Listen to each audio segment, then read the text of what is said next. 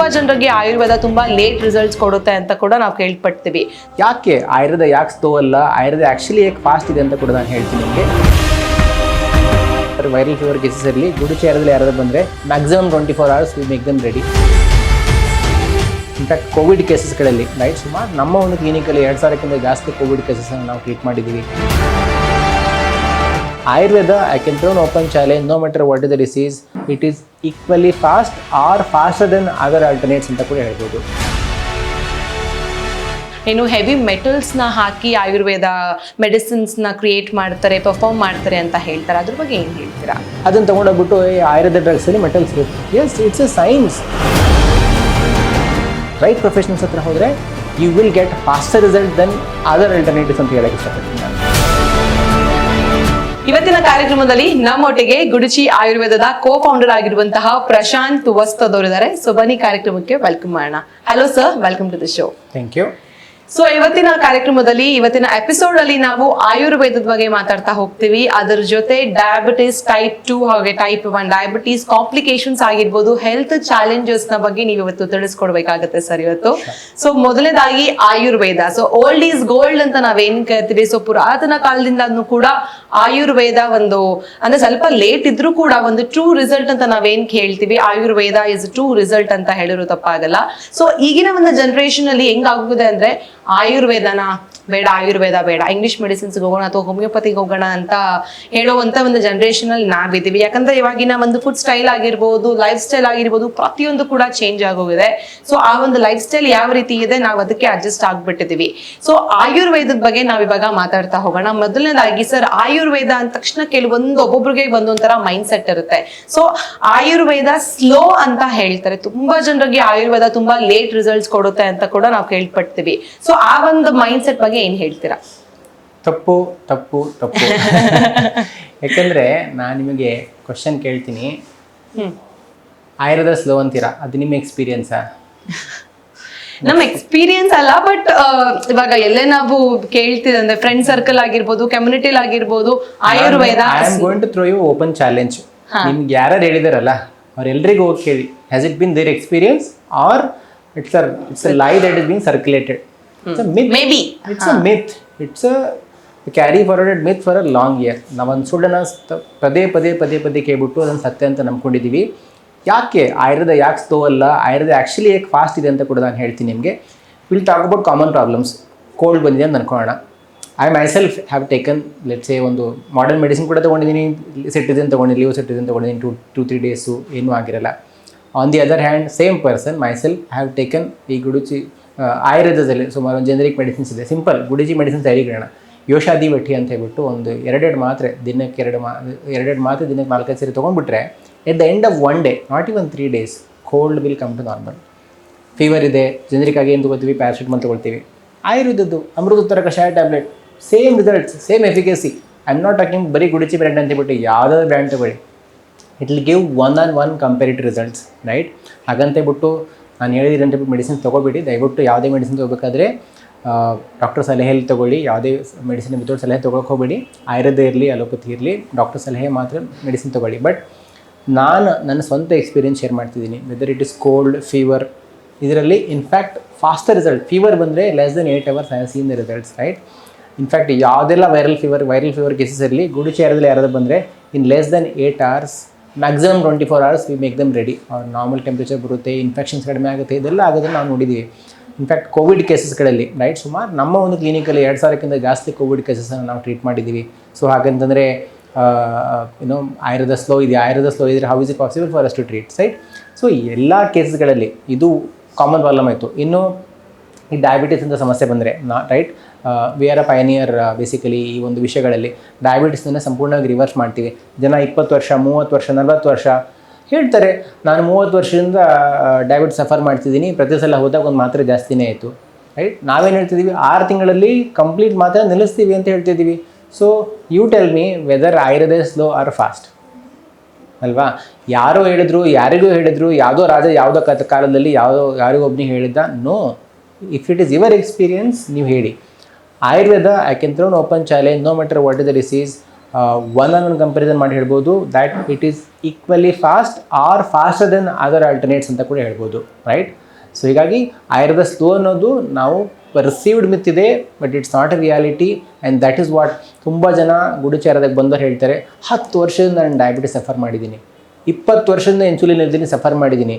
ನನಗೆ ತುಂಬ ಜನ ಹೇಳ್ತಾರೆ, ನಾನು ಅನ್ಬಿಲೀವೇಬಲ್, ನನ್ನ ಶುಗರ್ ಲೆವೆಲ್ 400ಗಿಂತ ಕೆಳಗಡೆ ಬಂದಿದ್ದ ದಿವಸನೇ ಇಲ್ಲ, 15 ದಿವಸ ಮೆಡಿಸಿನ್ ತೊಗೊಂಡೆ ನನ್ನ ಶುಗರ್ ಲೆವೆಲ್ ನಾರ್ಮಲ್ ಬಂದಿದೆ, 250 ಬಂದಿದೆ ಕೇವಲ 15 ಡೇಸಲ್ಲಿ ಅಂತ ಹೇಳ್ತಾರೆ. ಈ ರೀತಿ results people are able to see, that means Ayurveda is actually faster. ನಾವೇನು ಮಾಡ್ತೀವಿ, ಕೆಲವರು ಒಂದು ತಪ್ಪೇನು ಮಾಡ್ತಾರೆ ಅಂತಂದರೆ ಪ್ರೊಫೆಷನಲ್ಸ್ ಹತ್ರ ಹೋಗಲ್ಲ.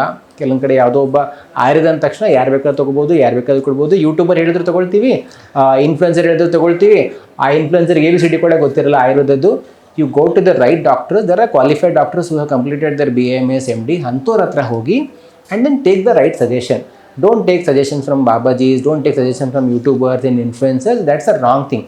ನೀವು ಅದನ್ನು ರಾಂಗ್ ಡಿಸಿಷನ್ ಮಾಡಿಬಿಟ್ಟು ರಾಂಗ್ ಆ್ಯಕ್ಷನ್ ತೊಗೊಂಡ್ಬಿಟ್ಟು ಹೋಲ್ ಸೈನ್ಸನ್ನು ಬ್ಲೇಮ್ ಮಾಡ್ತಿದ್ದೀರಾ. ದಯವಿಟ್ಟು it's a mistake on your side, please avoid that, ಸರಿನಾ? ರೈಟ್ ಪ್ರೊಫೆಷನಲ್ಸ್ ಹತ್ರ ಹೋದರೆ you will get faster result than other alternatives ಅಂತ ಹೇಳಕ್ಕೆ ಇಷ್ಟಪಡ್ತೀನಿ ನಾನು. ಎಸ್, ಹೇಳಿದ್ರು ಇನ್ಫ್ಲೂಯೆನ್ಸರ್ಸ್ ಅಥವಾ ಯೂಟ್ಯೂಬರ್ ಇವಾಗ ಎಲ್ಲ ಸೋಷಿಯಲ್ ಮೀಡಿಯಾ ಮಯ ಅಂತಾನೆ ಹೇಳ್ಬೋದು. ಯಾಕಂದ್ರೆ ಇವಾಗ ಯಾರಾದ್ರೂ ಇವಾಗ ಕೆಮ್ಮಿಗೆ ಏನಾದ್ರು ಇದು ಮೆಡಿಸಿನ್ ಮಾಡಿ ಅಂದ್ರೆ ಇಮಿಡಿಯೇಟ್ ಆಗಿ ಮನೇಲಿ ಮಾಡ್ಬಿಟ್ಟು ಕುಡ್ದ್ಬಿಡ್ತೀವಿ. ಕೆಮ್ಮು ಕಡಿಮೆ ಆಗುತ್ತೋ ಇಲ್ವೋ ಗೊತ್ತಿಲ್ಲ, ಆ ಒಂದನ್ನ ನಾವು ಟ್ರೈ ಮಾಡ್ಬಿಡ್ತೀವಿ. ಸೊ ಆ ಥರ ಏನೇನೋ ಯಾರ್ಯಾರೋ ಹೇಳಿರೋದನ್ನ ಟ್ರೈ ಮಾಡೋ ಬದಲು ಒಬ್ಬ ಒಳ್ಳೆ ಪ್ರೊಫೆಷನಲ್, ಇವಾಗ ಆಯುರ್ವೇದ ಅಂದ ತಕ್ಷಣನೇ ಅದಕ್ಕೆ ತಕ್ಕಂತ ಏನು ಪ್ರೊಫೆಷನಲ್ ಆಗಿರುವ ಅದ್ರ ಬಗ್ಗೆ ತುಂಬಾ ಓದಿರ್ತಾರೆ, ತಿಳ್ಕೊಂಡಿರ್ತಾರೆ. ಅವ್ರ ಹತ್ರ ಇನ್ಫ್ಲೂಯೆನ್ಸ್ ತಗೊಂಡ್ರೆ ಮಾತ್ರ ನಮಗ್ ಬೇಕಾಗಿರುವಂತ ಪ್ರಾಬ್ಲಮ್ಗೆ ಸೊಲ್ಯೂಷನ್ ಸಿಗುತ್ತೆ. ಯಾರೋ ರೆಕಮೆಂಡ್ ಮಾಡಿದ್ರು ಅಂತ ಆ ತರ ಮಾಡಕ್ ಹೋಗ್ಬೇಡಿ. ನಿಮಗೆ ಏನಾದ್ರೂ ನಿಮ್ಗೆ ಡೌಟ್ ಇದ್ರೆ ನಮ್ಮ ಗುಡುಚಿ ಆಯುರ್ವೇದಾಗೆ ನೀವು ಬರಬಹುದು. ಸಾಕಷ್ಟು ಜನ ಡಾಕ್ಟರ್ಸ್ ಇಲ್ಲಿ ನಿಮ್ ಜೊತೆ ಇರ್ತಾರೆ. ನಿಮಗೆ ಯಾವುದೇ ಒಂದು ಪ್ರಾಬ್ಲಮ್ ಇದ್ರು ಕೂಡ, ಮೇನ್ ಆಗಿ ಡಯಾಬಿಟೀಸ್ ಬಗ್ಗೆ ಇದ್ರು ಕೂಡ ಅವರಲ್ಲಿ ನಿಮ್ಗೆ ಏನು 100% ಟ್ರೂ ರಿಸಲ್ಟ್ಸ್ ನ ಕೊಡ್ತಾರೆ, ಸೊಲ್ಯೂಷನ್ಸ್ ನ ಕೊಡ್ತಾರೆ ಅಂತ ಹೇಳ್ಬೋದು. ಇನ್ನು ಸರ್, ಇವಾಗ ಆಯುರ್ವೇದ ಅಂದ ತಕ್ಷಣನೇ ಸಾಕಷ್ಟು ಏನು ಹೆವಿ ಮೆಟಲ್ಸ್ ನ ಹಾಕಿ ಆಯುರ್ವೇದ ಮೆಡಿಸಿನ್ಸ್ ನ ಕ್ರಿಯೇಟ್ ಮಾಡ್ತಾರೆ, ಪರ್ಫಾರ್ಮ್ ಮಾಡ್ತಾರೆ ಅಂತ ಹೇಳ್ತಾರೆ. ಅದ್ರ ಬಗ್ಗೆ ಏನ್ ಹೇಳ್ತೀರಾ? ಅದಕ್ಕಿಂತ ಮುಂಚೆ ನೀವು ಒಂದ್ ಕಡೆ ತೊದಲ್ತಾ ಇದ್ರಿ, ಅಂದ್ರೆ ಏನು ಪ್ರೊಫೆಷನಲ್ಸ್, ಆಯುರ್ವೇದ ಪ್ರೊಫೆಷನಲ್ಸ್ ಅಂದಿರುವಂಥ ಇದಕ್ಕೂ ಬಗ್ಗೆ ಇನ್ಫ್ಯಾಕ್ಟ್ ಕೆಲವರಿಗೆ ಸಾಮಾನ್ಯ ಇನ್ಫಾರ್ಮೇಶನ್ ಅನ್ಬೋದು, ಬಟ್ ತುಂಬಾ ಜನರಿಗೆ I myself is surprised.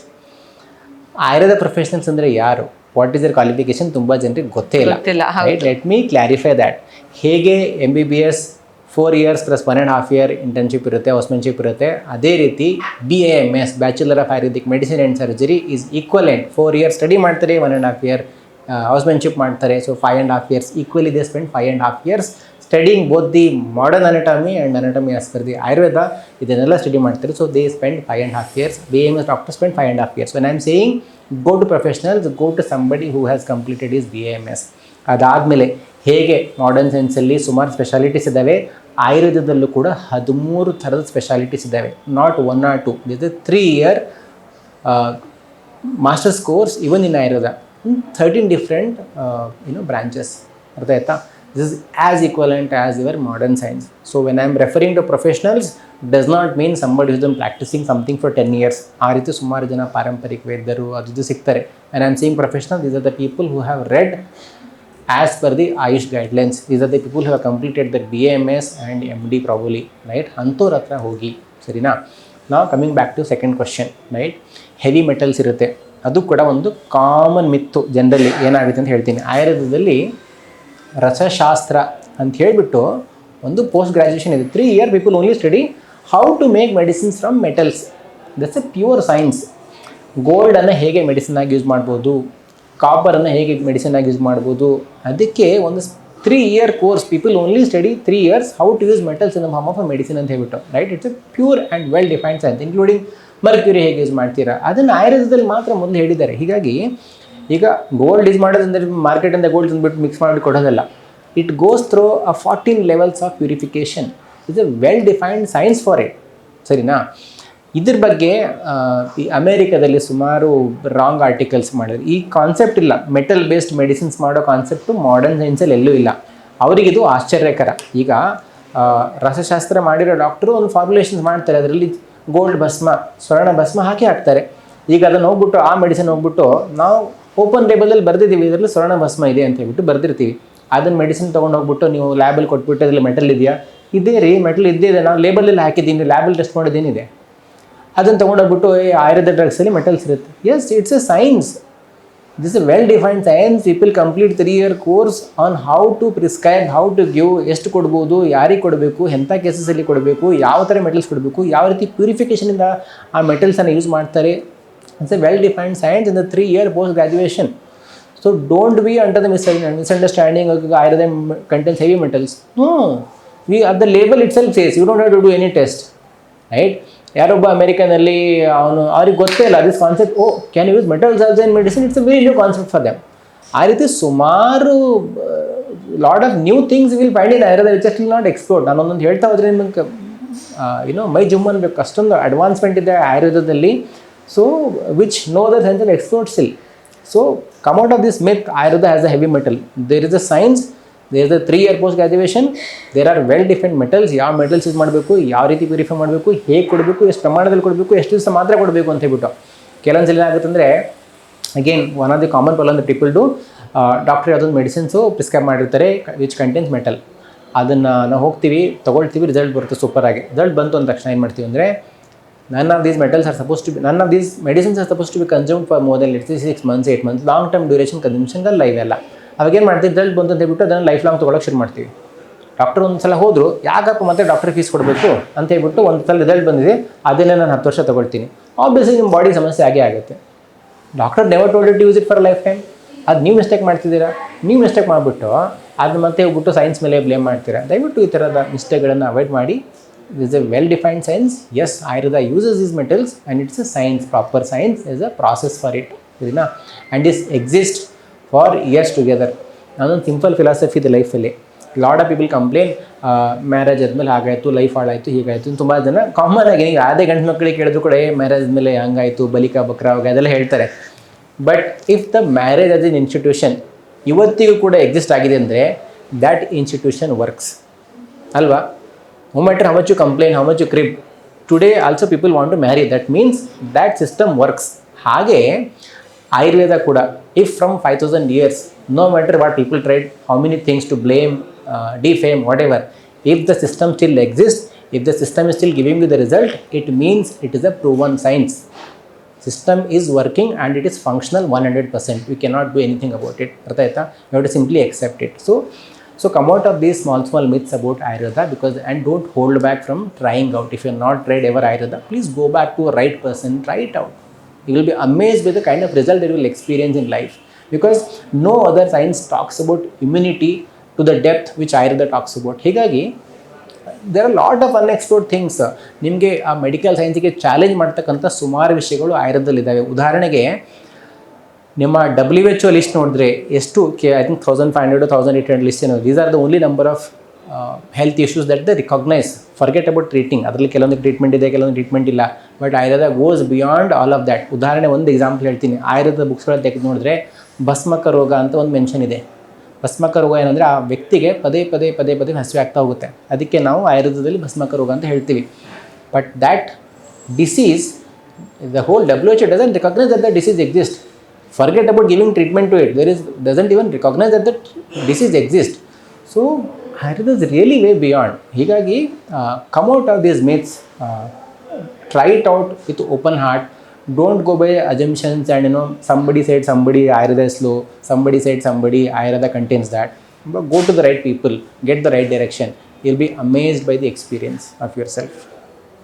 S, ನಾವು ಚಿಕ್ಕ ವಯಸ್ಸಿಂದನೂ ಕೂಡ ನಾವು ಆಯುರ್ವೇದ ಅಂತ ಓದ್ಕೊಂಡೇ ಬಂದಿದ್ದೀವಿ. ಬಟ್ ಓದ್ಕೊಂಡು ಬಂದರೂ ಕೂಡ ಈ ಒಂದು ಮಿತ್ಸ್ ಅಂತ ಏನು ನಾವು ಕರಿತೀವಿ, ಅದು ಅಲ್ಲಲ್ಲೇ ನಮಗೆ ಪಾಸ್ ಆಗಿ ಅಯ್ಯೋ ಆಯುರ್ವೇದನ ಬೇಡ, ಸ್ವಲ್ಪ ದೂರ ಇರೋಣ ಆಯುರ್ವೇದದಿಂದ ಅಂತ ನಾವು ಹೇಳ್ತೀವಿ. ಸೊ ಸರ್ ಅದಕ್ಕೆ ಒಂದು ಒಳ್ಳೆ ಉದಾಹರಣೆ ಜೊತೆಗೆ ಕನ್ಕ್ಲೂಷನ್ಸ್ನ ಕೂಡ ಕೊಟ್ಟರು. ಆಯುರ್ವೇದ ನೀವು ಸ್ಲೋ ಅಂತ ನಾವೇನು ಕರಿತೀರಾ, ನಮ್ಮ ಕ್ಲಿನಿಕ್ಗೆ ಬನ್ನಿ, ನಾವು ನಿಮಗೆ ಪ್ರೂವ್ ಮಾಡಿ ತೋರಿಸ್ತೀವಿ ಯಾವ ಮೆಡಿಸಿನ್ ಎಷ್ಟು ಫಾಸ್ಟ್ ಆಗಿ ಕ್ಯೂರ್ ಮಾಡ್ತಾರೆ ಅಂತ ನಾವು ನಿಮಗೆ ಪ್ರೂವ್ ಮಾಡ್ತೀವಿ ಅಂತ. Of course Ayurveda old is gold ಅಂತ ನಾವೇನ್ ಕರಿತೀವಿ, ಓಲ್ಡ್ ಇಸ್ ಆಲ್ವೇಸ್ ಗೋಲ್ಡ್ ಅಂತ ಹೇಳ್ಬಹುದು. ಇನ್ನು ಪ್ರಶಾಂತ್ ಸರ್, ನೀವು ಆಗ್ಲೇ ಹೇಳಿದ್ರಿ ಲೈಕ್ ಇವಾಗ ಮಾಡರ್ನ್ ಟೆಕ್ನಾಲಜಿಗೆ ಕಂಪೇರ್ ಮಾಡಿದ್ರೆ ಹೊಸ ಟೂಲ್ಸ್ ಆಗಿರ್ಬೋದು, ಮಿಷನ್ಸ್ ಆಗಿರ್ಬೋದು, ದಿನೇ ಅಪ್ಗ್ರೇಡ್ ಮಾಡ್ತಾನೆ ಇರ್ತಾರೆ, ಅಪ್ಡೇಟ್ ಮಾಡ್ತಾನೆ ಇರುತ್ತೆ. ಅದೇ ತರ when it comes to Ayurveda, ಅದೇ ಮೆಡಿಸಿನ್ಸ್ ಕೊಡಬಹುದು ಅನ್ನೋ ಒಂದು ಮಿತ್ ಕೂಡ ಇದೆ. ಅಂದ್ರೆ ಅಡ್ವಾನ್ಸ್ಮೆಂಟ್ ಬಗ್ಗೆ ನಾನು ಮಾತಾಡ್ತಾ ಇದ್ದೀನಿ, ಅದ್ರ ಬಗ್ಗೆ ನೀವೇನ್ ಹೇಳ್ತೀರಾ? ಅಂದ್ರೆ ಟೂಲ್ಸ್ ಬಗ್ಗೆ ಆಗಿರ್ಬೋದು, ಮಿಷನ್ಸ್, ಈವನ್ ಮಾಡರ್ನ್ ಜನರೇಷನ್ಗೆ ಕಂಪೇರ್ ಮಾಡಿದ್ರೆ ಅದೇ ಓಲ್ಡ್ ಜನರೇಷನ್ ಬಗ್ಗೆ ನೀವೇನ್ ಡಿಫ್ರೆನ್ಸ್ ಕೊಡ್ತೀರಾ? ನೀವು ಐ ಥಿಂಕ್ ಕ್ವಶನ್ ಈಸ್, ಈಗ ಕೋವಿಡ್ ಬಂತು, ಕೋವಿಡ್ಗೋಸ್ಕರ ಹೊಸೊಂದು ವ್ಯಾಕ್ಸಿನ್ ತಂದು ಮಾಡರ್ನ್ ಸೈನ್ಸಲ್ಲಿ, ಆದರೆ ಆಯುರ್ವೇದದಲ್ಲಿ ನೀವೇನು ತೊಗೊಂಡು ಬಂದಿದ್ದೀರಾ ಕೋವಿಡ್ಗೋಸ್ಕರ ಅಂತ ಕೇಳ್ತೀರಾ ಅಲ್ವಾ? ಆಯುರ್ವೇದ ಸೈನ್ಸ್ ಎಷ್ಟು ಅಡ್ವಾನ್ಸ್ ಆಗಿದೆ ಅನ್ನೋದು ನಾನು ನಿಮ್ಗೆ ಹೇಳ್ತೀನಿ, ರೈಟ್? ಉದಾಹರಣೆಗೆ ಹೇಳ್ಬೇಕಂತಂದರೆ, ಈಗ ಸಪೋಸ್ ಒಂದು ಹೊಸದಾಗಿ ಜೆನೆಟಿಕಲಿ ಮಾಡಿಫೈಡ್ ಒಂದು ಎನಿಮಲ್ ಮಾಡಿದ್ದಾರೆ, ಏನು ಟೈಗರು ಪ್ಲಸ್ ಲಯನ್ಸ್ ಹಚ್ಬಿಟ್ಟು ಅದಕ್ಕೆ ಹೊಸದಾಗಿ ಲೈಗರ್ ಅಂತ ಕರಿತಿದ್ದಾರೆ ಅಲ್ವಾ? ಸೊ ಅದಕ್ಕೆ ನಾವು ಅಡ್ವಾನ್ಸ್ಮೆಂಟ್ ಅಂತ ಹೇಳ್ತೀವಿ. ಇದೇ ರೀತಿ ನೀವು ಯಾವುದೇ ಹಳೆ ಟೆಂಪಲ್ಗೆ ಹೋಗಿ ಅದರಲ್ಲಿ ಒಂದು ಪೆಕ್ಯುಲಿಯರ್ ನೀವು ಯಾಲಿ ಅಂತ ಏನು ಹೇಳ್ತೀವಲ್ಲ, ಅದೊಂದು ಪ್ರಾಣಿದು ನಿಮಗೆ ಇದು ಕಾಣುತ್ತೆ, ಸ್ಟ್ಯಾಚ್ಯೂ ಕಾಣುತ್ತೆ. ಅದು ಯಾವಾಗಲೂ ಕನ್ಫ್ಯೂಸ್ ಆಗ್ತಿದ್ದು ಏನು ಪ್ರಾಣಿ ಅಂತ ಹೇಳ್ಬಿಟ್ಟು. ಎಲಿಫೆಂಟು ಮತ್ತು ಹುಲಿ ಇದೆರಡು ಸೇರಿಸ್ಬಿಟ್ಟು, ಹುಲಿಗೆ ಪುಲಿ ಅಂತ ಹೇಳ್ತಾರೆ ತಮಿಳಲ್ಲಿ, ಆನೆಗೆ ಯಾನೆ ಅಂತ ಹೇಳ್ತಾರೆ. ಇವೆರಡೂ ಸೇರಿ ಯಾನೆದು ವಾಯೇ ತೆಗೆದು ಪುಲಿದು ಎಲ್ಲೈ ತೆಗೆದು ಯಾಲಿ ಅಂತ ಒಂದು ನೀವು ಸರ್ಚ್ ಮಾಡಿದರೆ, ಆ ಒಂದು ಏನು ಜೆನೆಟಿಕಲಿ ಮಾಡಿಫೈಡ್ ಎನಿಮಲ್ ಇದೆ, ನೀವು ಎಷ್ಟು 1000 ವರ್ಷ ಹಳೆ ಟೆಂಪಲಲ್ಲಿ ನೋಡಿ, 2000 ವರ್ಷ ಹಳೆ ಟೆಂಪಲಲ್ಲಿ ನೋಡಿ, 3000 ವರ್ಷ ಹಳೆ ಟೆಂಪಲಲ್ಲಿ ನೋಡಿ, ಆ ಯಾಲಿ ಎನಿಮಲ್ ನಿಮಗೆ ಕಾಣುತ್ತೆ. ಅಂದ್ರೇನು? ಜೆನೆಟಿಕಲಿ ಮಾಡಿಫಿಕೇಷನ್ ನಮಗೂ ಗೊತ್ತಿತ್ತು for A very long back. That is one. Second, ಯಾರೆಲ್ಲ ಬೆಂಗಳೂರಲ್ಲಿ ಇದ್ದೀರಲ್ಲ, ನಂದಿ ಬೆಟ್ಟಕ್ಕೆ ಹೋಗಿರ್ತೀರ, ನಂದಿ ದೇವಸ್ಥಾನಕ್ಕೆ ಹೋಗಿರ್ತೀರ. ನಂದಿ ದೇವಸ್ಥಾನಕ್ಕೆ ಹೋದಾಗ ನೆಕ್ಸ್ಟ್ ಟೈಮು ಒಂದು ಆ ಗೋಪುರದಲ್ಲಿ ಎಂಟ್ರೆನ್ಸಲ್ಲಿ ನಿಮಗೊಂದು 9 ಕಳಸಗಳು ಕಾಣ್ತವೆ. ಒಂದು ಕೆಳಗಡೆ ಕಳಸ ಇದ್ದಂಗೆ, ಮೇಲ್ಗಡೆ ಒಂದು ಉದ್ದ ಪೈಪ್ ಇದ್ದಂಗೆ ಕಾಣಿಸುತ್ತೆ. ಇನ್ಫ್ಯಾಕ್ಟ್ ಪ್ರವೀಣ್ ಮೋಹನ್ ಒಂದು ಎಕ್ಸ್ಕ್ಲೂಸಿವ್ ವಿಡಿಯೋ ಕೂಡ ಮಾಡಿದ್ರ ಬಗ್ಗೆ. ಆ್ಯಂಡ್ ಅದರಲ್ಲಿ 9 ಕಳಸಗಳು ಮಾತ್ರ ಇದ್ದಾವೆ. ಅಂದ್ರೇನು? That is basically showing how do you cultivate a baby outside the womb. ನಾವೇನು ಕೌರವರ ಬಗ್ಗೆ ಮಾತಾಡ್ತೀವಿ, ಅದರೆಲ್ಲ ಹೇಳ್ತೀವಲ್ಲ, ಅದರದ್ದೊಂದು ಪುರಾವೆ ನೋಡ್ಬೇಕಂತಂದ್ರೂ ಕೂಡ ದೂರ ಹೋಗಬೇಕಾಗಿಲ್ಲ. ನಂದಿ ಬೆಟ್ಟದ ನಂದಿ ದೇವಸ್ಥಾನ ಹೋದರೂ ಕೂಡ ನಿಮಗೆ ಅಲ್ಲಿ 9 ಮಡಿಕೆಗಳು ಕಾಣ್ತವೆ, ಮಡಿಕೆ ಥರ ಸ್ಟ್ರಕ್ಚರ್ ಕಾಣ್ತವೆ. 9 ಯಾಕೆ ಇಟ್ಟಿದ್ರೆ ಇಟ್ ರಿಪ್ರೆಸೆಂಟ್ಸ್ 9 months. ಅರ್ಥ ಆಯ್ತಾ? ಸೊ ಆ ಒಂದು ಅಡ್ವಾನ್ಸ್ಮೆಂಟ್ಗಳು ಆಲ್ರೆಡಿ ನಮ್ಮ ಹತ್ರ ಇದ್ದಾವೆ. ನೀವು ಒಂದು ಸೈನ್ಸನ್ನು ಸಪ್ರೆಸ್ ಮಾಡಿದ್ರೆ ಸುಮಾರು ವಿಷಯಗಳನ್ನು ಕಳೆದೋಗಾಗಿ ಮಾಡಿದ್ದೀವಿ. ಬಟ್ ಆ ಒಂದು ಅಡ್ವಾನ್ಸ್ಮೆಂಟ್ಗಳು ಆಲ್ರೆಡಿ ಇದ್ದಾವೆ. And we think, let's say vaccination is an advancement. It is not a treatment or anything, it is prevention ಅಲ್ವಾ? ಈಗ ಪ್ರತಿ ಡಿಸೀಸ್ಗೂ ಒಂದು ಪ್ರಿವೆನ್ಷನ್ ಮಾಡ್ಕೊಂಡು ಹೋಗ್ಬಿಟ್ರೆ, ಇವತ್ತು ಮಾರ್ಕೆಟಲ್ಲಿ ಎಷ್ಟು ವ್ಯಾಕ್ಸಿನೇಷನ್ ಇದ್ದ ಗೊತ್ತಾ? ಮೋರ್ ದೆನ್ 80 ವ್ಯಾಕ್ಸಿನೇಷನ್ಸ್ ಇದ್ದಾವೆ. ಸೊ ಹಾಗಂತಂದರೆ ಒಬ್ಬ ವ್ಯಕ್ತಿ ಹುಟ್ಟಿದಾಗಿಂದ ಸಾಯರಿಗೆ 80 ವ್ಯಾಕ್ಸಿನೇಷನ್ ತಗೊಂಡು ಕೂತ್ಕೋಬೇಕಾ? Is that the right approach? No, that's not the right approach. ನಾವು ಅದಕ್ಕೆ ಹೇಳ್ತೀವಿ, ನಿಮ್ಮ ಇಮ್ಯುನಿಟಿನ ಸರಿಗಿಟ್ಕೊಳ್ಳಿ. ಸಿಂಪಲ್ ಆ್ಯಕ್ಟ್ಸ್ ಆಯುರ್ವೇದ ಹೇಳುತ್ತೆ. ಅಭ್ಯಂಗ ಮಾಡ್ಕೊಳ್ಳಿ, ಅಭ್ಯಂಗ ಸ್ನಾನ ಮಾಡೋದ್ರಿಂದ ಕೂಡ ನಿಮ್ಮ ಇಮ್ಯುನಿಟಿ ಆ್ಯಕ್ಟಿವೇಟ್ ಆಗುತ್ತೆ. ಸೊ ಇಮ್ಯುನಿಟಿನ ನಮ್ಮ ಡೇ ಟು ಡೇ ಲೈಫಲ್ಲಿ ಇಂಟ್ರಡ್ಯೂಸ್ ಮಾಡಿದರು.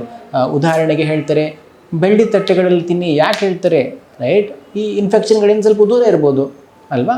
ಸೊ ಆ ಒಂದು ಆ್ಯಕ್ಟಿವಿಟೀಸ್ನ ನಮ್ಮ ಡೇ ಟು ಡೇ ಲೈಫ್ ಪಾರ್ಟಾಗಿ ಮಾಡಿಬಿಟ್ಟು ಹೇಗೆ ನಾವು ಅನಾರೋಗ್ಯದಿಂದ ದೂರ ಇರಬೇಕು ಅನ್ನೋ ಆ ಒಂದು ಬ್ಯೂಟಿಫುಲ್ ಸೈನ್ಸನ್ನು ಮಾಡಿದ ಹೊರತಾಗಿ ಪ್ರತಿಯೊಂದು ಸಮಸ್ಯೆಗೆ ಒಂದು ವ್ಯಾಕ್ಸಿನೇಷನ್ ಕೊಟ್ಬಿಟ್ಟು I have made something great ಅನ್ನೋ ಥರ ಅಲ್ಲ. That is not sustainable. ಇದೇ ರೇಟಲ್ಲಿ ಹೋಗ್ಬಿಟ್ರೆ ಇನ್ನೂ 10 ವರ್ಷದಲ್ಲಿ ಮತ್ತೆ ಅದು 80 ಇರೋದು 160 ಕೂಡ ವ್ಯಾಕ್ಸಿನೇಷನ್ಸ್ ಆಗುತ್ತೆ. ಹಾಗಂತ ಬಿಟ್ಟು ದಿನ ಬೆಳಿಗ್ಗೆ ಬಂದುಬಿಟ್ಟು ವ್ಯಾಕ್ಸಿನೇಷನ್ ತೊಗೊಳಕ್ಕಾಗುತ್ತೆ? That's not the right approach. ಯಾವುದು ಸಸ್ಟೈನೇಬಲ್ ಅಪ್ರೋಚ್ ಇದೆಯೋ, ಹೇಗೆ ನಮ್ಮ ಇಮ್ಯುನಿಟಿನ ಸರಿ ಇಟ್ಕೋಬೇಕು ಯಾವಾಗಲೂ ಸದಾಕಾಲದಲ್ಲಿ ಅಂತ ಹೇಳ್ಬಿಟ್ಟು, ಯಾವ ಋತುದಲ್ಲಿ ಯಾವ ಒಂದು ಸೀಸನಲ್ಲಿ ಯಾವ ರೀತಿ ಊಟ ಮಾಡಬೇಕು, ಯಾವ ಒಂದು ಸೀಸನಲ್ಲಿ ಯಾವ ರೀತಿ ಬಿಹೇವ್ ಮಾಡಬೇಕು, ಯಾವ ಒಂದು ಸೀಸನಲ್ಲಿ ಯಾವ ರೀತಿ ಲೈಫ್ ಸ್ಟೈಲ್ಗಳೇ ಚೇಂಜ್ ಮಾಡೋಗಬೇಕು, ಇಷ್ಟರ ಮಟ್ಟಿಗೆ ಆಯುರ್ವೇದ ನಿಮಗೆ ಎಕ್ಸ್ಪ್ಲೇನ್ ಮಾಡುತ್ತೆ. That means this is more evolved and sustainable science. So ಹೀಗಾಗಿ ನಾವು ಎಲ್ಲವನ್ನು ಪ್ರತಿ ಸಲ ಒಂದು ವ್ಯಾಕ್ಸಿನೇಷನ್ ಬಂದಂಗೆ ಇಲ್ಲಿ ಅಡ್ವಾನ್ಸ್ಮೆಂಟ್ ಆಗಿದೆ, ಆಯುರ್ವೇದದಲ್ಲಿ ಅಡ್ವಾನ್ಸ್ಮೆಂಟ್ ಆಗೋದು ಅನ್ನೋದು ಮೂರ್ಖತನ ನನ್ನ ಪ್ರಕಾರ. ಅರ್ಥ ಆಯ್ತಾ? ಯಾಕೆಂತಂದರೆ ದಿಸ್ ಇಸ್ ಆಲ್ರೆಡಿ ಕಂಪ್ಲೀಟ್. ಯಾವುದಕ್ಕೆ ಇನ್ನೋವೇಷನ್ ಬೇಕಾಗುತ್ತಂದರೆ, ಇವತ್ತು ನಾನು ಗಾಳಿ ಬದಲಿಗೆ ಬೇರೆ ಏನೋ ಬೇಕಾಗುತ್ತೆ, ಗಾಳಿ ಇಸ್ ನಾಟ್ ವರ್ಕಿಂಗ್ ವೆಲ್ ಅಂತ ಹೇಳಲ್ಲ. ಗಾಳಿ ಇಸ್ ವರ್ಕಿಂಗ್ ವೆಲ್ ಅಲ್ವಾ? It is proven. You don't want to replace it. ಉಸಿರಾಡೋಕ್ಕೆ ಗಾಳಿ ಬಿಟ್ಟು ಬೇರೆ ನೋಡೋಣ, ಯಾಕೋ ಗಾಳಿ ಸರಿಯಾಗಿ ವರ್ಕ್ ಆಗ್ತಿಲ್ಲ ಅಂತ. Same way when something needs replacement, it is not perfect. If something doesn't need a replacement, it is perfect. So is the case with science of Ayurveda. It is complete in itself. It covers everything holistically. ಅರ್ಥ ಆಯ್ತಾ? ನಾನು ಪ್ರತಿಯೊಂದಕ್ಕೂ ಒಂದೊಂದು vaccine ಇಟ್ಕೊಂಡು ಹೋಗ್ಬಿಟ್ರೆ 20-30 ವರ್ಷ ಬರೋಷ್ಟೊತ್ತಿಗೆ ಒಬ್ಬ ವ್ಯಕ್ತಿ 200-300 ವ್ಯಾಕ್ಸಿನ್ ಹಾಕೊಂಡು ಕೂತ್ಕೋಬೇಕಾಗುತ್ತೆ. That is not sustainable at all. ಸರಿನಾ? ಸೊ ದಯವಿಟ್ಟು ಲೈಫ್ ಸ್ಟೈಲ್ ಚೇಂಜಸ್ ಮಾಡ್ಕೊಳ್ಳಿ. ದಯವಿಟ್ಟು ಆಯುರ್ವೇದನ ಅಡಾಪ್ಟ್ ಮಾಡಿ ಫಾರ್ ಎ ಹೆಲ್ದಿ ಲಿವಿಂಗ್ ಅಂತ ಹೇಳಕ್ಕೆ ಇಷ್ಟಪಡ್ತೀನಿ. ಎಸ್ ಸೊ ಆಯುರ್ವೇದ ಮತ್ಸ್ ಏನದ ದಯವಿಟ್ಟು ಸರ್ ಹೇಳಿರೋ ಒಂದು ಪಾಯಿಂಟ್ಸ್ ಎಲ್ಲ ನಿಮ್ಮ ತಲೆಗೆ ಹಾಕೊಂಡ್ರೆ ಹೌದು ಆಯುರ್ವೇದ ಟ್ರೂ ಎಕ್ಸಿಸ್ಟೆನ್ಸ್ ಇದೆ ಅಂತ ನಿಮಗೆ ಅನ್ಸುತ್ತೆ.